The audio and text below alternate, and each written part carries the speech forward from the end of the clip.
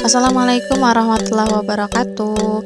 Saya Lestari di sini akan membuat video pembelajaran untuk memenuhi UAS Kimia Anorganik. Materi yang akan dibahas pada kesempatan kali ini adalah hubungan gaya antar molekul terhadap sifat fisik senyawa. Pertama, gaya antar molekul. Gaya antar molekul adalah gaya tarik-menarik antara molekul yang saling berdekatan. Gaya ini berbeda dengan ikatan kimia seperti ikatan kovalen, ikatan ionik, dan ikatan logam. Semuanya adalah ikatan antar atom dalam membentuk molekul, sedangkan gaya antar molekul adalah gaya tarik antar molekul. Sebelum kita memahami lebih mendalam tentang gaya antar molekul, alangkah baiknya jika kita ketahui dulu apa itu dipol. Dipol merupakan senyawa yang memiliki kutub positif dan kutub negatif yang disebut dengan senyawa polar yang terbentuk melalui ikatan kovalen polar dan berbeda dengan ion karena kekuatan listrik di dipol lebih lemah dibanding kekuatan listrik di ion.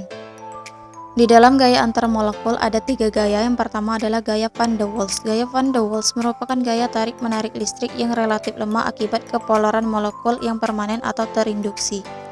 Kepolaran permanen terjadi akibat kepolaran di dalam molekul, sedangkan kepolaran tidak permanen terjadi akibat molekul terinduksi oleh partikel lain yang bermuatan sehingga molekul bersifat polar sesaat secara spontan. Berdasarkan kepolaran partikelnya, gaya van der Waals dibagi menjadi 5. Yang pertama adalah interaksi ion dipol atau molekul polar, kemudian interaksi dipol-dipol, interaksi ion dipol terinduksi, interaksi dipol-dipol terinduksi, dan interaksi ion dipol atau molekul polar.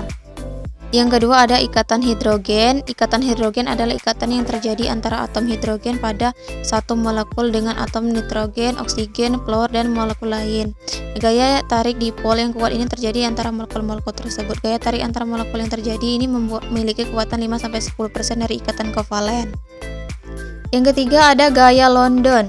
Gaya London merupakan gaya antar dipol sesaat pada molekul nonpolar. Seperti kita ketahui, molekul nonpolar seharusnya tidak mempunyai kutub atau polar sesuai dengan namanya. Namun, karena adanya pergerakan elektron yang mengelilingi atom atau molekul, maka akan ada saat tertentu di mana elektron akan berkumpul di salah satu ujung atau tepi molekul. Kemudian ada gaya antar molekul yang dipengaruhi oleh sifat fisik. Pertama ada titik didih. Semakin kuat gaya antar molekul, maka semakin tinggi titik didih. Itu dikarenakan makin banyak energi yang diperlukan untuk memutuskan ikatan antar molekul. Kedua ada tegangan permukaan. Semakin kuat gaya antar molekul, maka semakin besar tegangan permukaan. Ketiga ada kekentalan. Semakin kuat gaya antar molekul, maka semakin kental senyawanya. Baiklah, hanya itu yang dapat saya sampaikan mengenai materi hubungan gaya antar molekul dengan sifat fisik senyawa. Saya akhiri, terima kasih. Wassalamualaikum warahmatullahi wabarakatuh.